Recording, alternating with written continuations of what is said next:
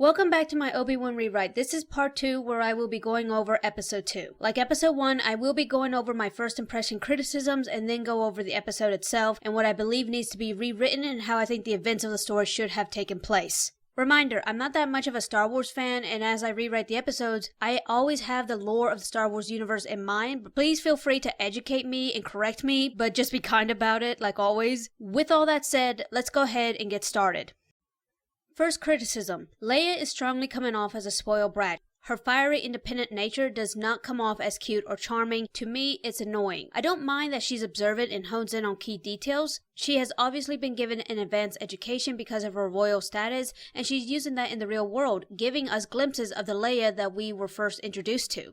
Second criticism, Reva again. I honestly feel that her character was mismanaged, because this episode is implying that she may be unstable. From what I'm getting, Kenobi is the big fish that all the Inquisitors hope to reel in, particularly Reva. However, it would have been better for her character if she would suggest things to the Grand Inquisitor instead of constantly going behind his back, showing that she is smart enough not to overstep in order to avoid unwanted attention on herself, but clever enough to manipulate the Grand Inquisitor. Third criticism, the big reveal. He's alive, Obi-Wan. Anakin Skywalker is alive.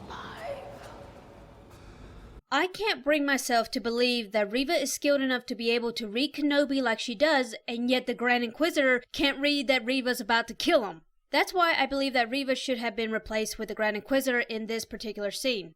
The line, "I'm just going to take you to him. Lord Vader will be pleased." That line made no sense. I will definitely be rewriting this, but damn. I'm not an avid Star Wars fan, and this is frustrating. I can only imagine what a hardcore Star Wars fan would be feeling watching this.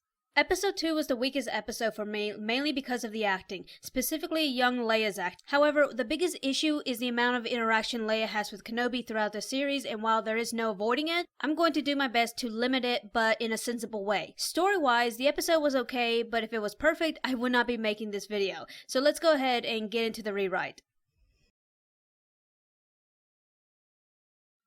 The first 12 minutes of the episode is fine in my opinion, but when Kenobi finds Leia, that's when things start to decline. So instead, when Kenobi is having his altercation with Vec, he does manage to incapacitate them, but Vec manages to prevent the door from shutting completely, allowing the fumes to air out. With no time to waste, Kenobi opens Leia's door, but she's hiding in one of the dark corners. By the time Kenobi spots her, she sprints past him. When he tries to catch her, he hears Vec and his men. He holds them off, but loses sight of Leia in the chaos. This is where Leia should have had her sequence of her running through the city, which inevitably gets her more lost, and finally she ducks in an alley and hides in a crawl space. Like I said, I wanted to limit Kenobi and Leia's interaction, and also Leia is strongly coming off as an entitled brat in this episode. I know it's supposed to come off as cute and comedic, but nope, that's not what I'm seeing. Maybe I just don't have a sense of humor. Also, I think it would be kinda neat when Leia is running through the city if the visuals would start to distort, showing how terrifying this is to a small child that grew up sheltered, similar to Disney's movie Snow White, or even in the movie The Labyrinth where Sarah is hallucinating a party. Not able to find Leia, Kenobi returns to Haja. The Inquisitors arrive not long after, and the Grand Inquisitor is not at all pleased with the turn of events and starts choking one of Vec's men with the Force, while asking how he's going to correct this. Vec pleads that they'll find Kenobi and the princess. The Grand Inquisitor snaps, saying he doesn't give a damn about the girl. With his victim turning blue and barely moving, Reva joins the conversation.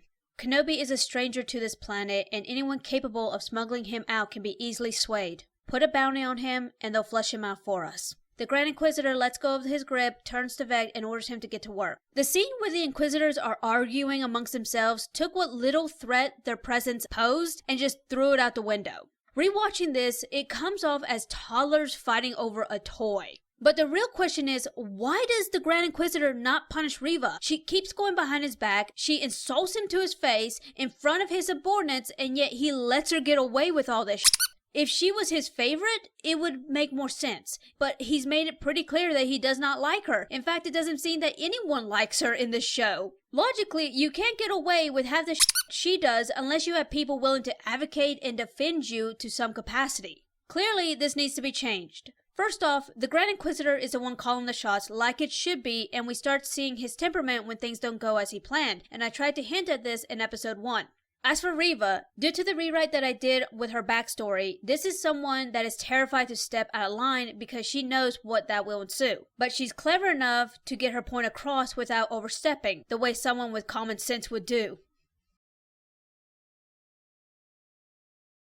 Kenobi seeks Hodge's help in finding Leia. He sends Jacob to get the word out and Kenobi goes with him. Right after they leave, Hodge receives a message. It's a bounty announcement on the Jedi Knight Obi-Wan Kenobi. Hodge ponders on what he should do or could do with this information. Leia finally crawls out of her hiding spot as hunger gets the better of her. She speaks to an alien in their language who's operating a grill. She tries to convince him to give her some food, claiming that her father will pay it back and more. The alien shoos her away. Timid but hungry, she stands her ground. This is where we start seeing Leia take her first steps in becoming independent because there's no one she can rely on as of this moment. Leia hears her name being called and she sees strangers running towards her. Unaware they are trying to help, she runs. Kenobi's informed that she's been spotted and runs to her location. However, he too has pursuers. A gunfight breaks out and the Inquisitors are informed. They take chase, but Reva encounters one of Hodge's men. Out of fear, he tells her everything and Reva makes the decision to go after Leia for insurance. Kenobi is becoming overwhelmed with the amount of bounty hunters chasing after him. Jacob calls out to him from the entrance of a secret tunnel. Kenobi creates a diversion, allowing him to enter the tunnel without being seen. Jacob knows the tunnels like the back of his hand and leads him to where Leia was last spotted. This was one of the few things I liked about this episode was the city landscape. Many have said that it gave off Blade Runner vibes, and I agree. However, one of the things that I don't think was utilized in this environment was an underground tunnel system that it would have obviously had because every city has some type of tunnel system, and it makes no sense why this one wouldn't and why Hodge wouldn't utilize it to his advantage. Also, Jacob, being the little scamp that he is, would probably be one of the few that would know the system the best.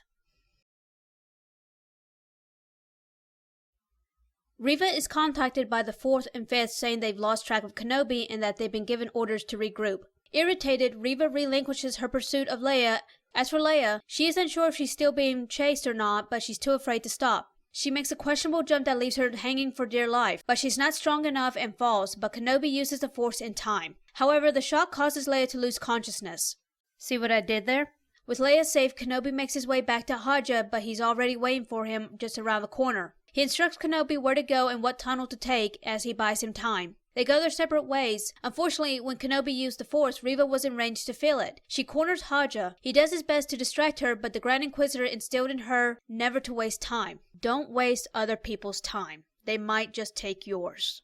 Reva uses the Force and gets the information she needs and leaves a barely conscious Hodge to whatever fate. Again, I'm trying to limit Kenobi and Leia's interactions while still making sense. Some people, when experiencing a stressful situation, will faint. If grown-ass adults can faint, then it's reasonable that a child would also, especially if they thought they were about to die. I feel that I have to reiterate that I'm not as knowledgeable in the Star Wars lore as most fans would be, so I'm not sure if I'm using the Force correctly in my rewrite. As for Reva, I'm just trying to get her to make smart choices while hinting at the damage that's been done to her. Finally, at the cargo ship, Kenobi lays the unconscious Leia down, but right as he's starting the ship, he feels a menacing presence. As much as he doesn't want to leave Leia, he cannot allow this presence to come near her. Back into the cargo port, Kenobi and the Grand Inquisitor meet. I've been waiting to meet you for some time, but truth is, I'm rather disappointed. I've used this tactic before on the less experienced, but I expected more from you. I guess you're not as special as I thought you were, as he commends you to be. Kenobi's puzzled by his words that distracts him. The Grand Inquisitor sends a crate falling down on top of him, but Kenobi manages to jump out in time. He stays out of sight, waiting for an opportunity to strike. Is this what you've been reduced down to? Hide and seek? What happened to the Jedi that stood their ground? How disgraceful. Kenobi pays no mind to his words and focuses at the task at hand. The Grand Inquisitor starts using the Force, pushing crates around until Kenobi is forced out into the open. With nowhere to hide, they draw their sabers. The Grand Inquisitor strikes first and Kenobi blocks his attacks. They're equally matched, but it's clear that the Grand Inquisitor is more refined. Muscle memory is all that keeps the Grand Inquisitor's blade from making contact with Kenobi. Truly disappointing indeed. Even the less experienced was more confident than this. Kenobi tries to drown him out, but can't help but wonder how many of his brothers and sisters the Grand Inquisitor cut down, but there's no use in asking. Kenobi can feel himself reaching his limit and the Grand Inquisitor knows it as well. Just surrender already. I couldn't give a damn about the girl. Would you just leave her here to fend for herself, or would you use her in your political games? What's it matter? Neither of you will be harmed, I assure you. After all, someone very special wants to meet you. It'll be more like a reunion between old friends. You might not recognize him at first, but I doubt it'll take long. After all, Lord Vader has an unforgettable presence. Kenobi is overwhelmed as a strange feeling emerges, as if he knows who the Grand Inquisitor is speaking of but can't place them. However, during the Grand Inquisitor's rant, he sees an opening and takes it. Kenobi plunges his saber through the Grand Inquisitor, who is just as surprised, but with delight. I guess you're not such a disappointment after all. Reva arrives as Kenobi runs back to the ship, knowing he doesn't have the strength for another fight. Reva looks down at the Grand Inquisitor as he breathes his last breath. She's unsure how to feel about this, but a slight grin appears without her knowledge. The roar of the ship departing snaps her back. The 4th and 5th arrive as Reva watches the ship leave. First time watching the series, I was anticipating a showdown between Obi-Wan and most of the Inquisitors, specifically the Grand Inquisitor. Holy shit, was that a letdown. With a title like Grand Inquisitor, I figured that they would be the most difficult obstacle to get through, or at least the most persistent, because they're the leader who is calling the shots or is supposed to be calling the shots, but no. Spoiler for anyone who hasn't watched the series. When Reva kills the Grand Inquisitor, it's safe to assume that she replaces him as the main antagonist until the big one comes into frame. This reminds me of Kill Bill and how Beatrix Kiddo had to go through all his lieutenants to get to Bill. And it would have made sense in this series. And I don't think there would have been any shame in using that. But Kenobi doesn't fight any of them. In fact, if my memory serves me right, Obi-Wan doesn't fight anyone that uses a saber except for Darth Vader. That's very odd. And clearly I wanted to change that because that's the whole point of Star Wars. That's why we watch it, to see the lightsaber fights. I know there's more to Star Wars than lightsaber battles. I apologize. I just said that out of anger. Like always, I like showing the protagonist struggling. The thing about this episode is that we don't get to see what kind of fighter the Grand Inquisitor is before he dies. And yes, I am painfully aware he comes back in episode 5. But again, he doesn't do shit. Since I rewrote him to be an intimidating leader, I somewhat envision him arrogant, especially when he has the upper hand in a fight, particularly when he knows that his opponent is much weaker than him, which leads to his downfall. I'm aware that there are comics with him in it, and I'm sure his character is probably more established in those comics, but I'm strictly sticking with what the show gave us. As for the end of the episode, it would have hit harder, in my opinion, if Obi-Wan wasn't told the identity of Vader, but came to that horrifying conclusion himself. The end would have been far more impactful had that been the case. That is it for episode 2. Everyone talks about which episode was the weakest for them, entertainment-wise, story-wise, etc. And personally, this is my least favorite episode because young Leia and Reva's character. This one was the hardest for me to get through, especially since I do have to watch these multiple times. Anyway, thank you for watching. Please let me know what you think so far of my rewrites. I apologize if I'm getting some things wrong. Like always, please educate me, and I will see you in the next episode. Please like and subscribe.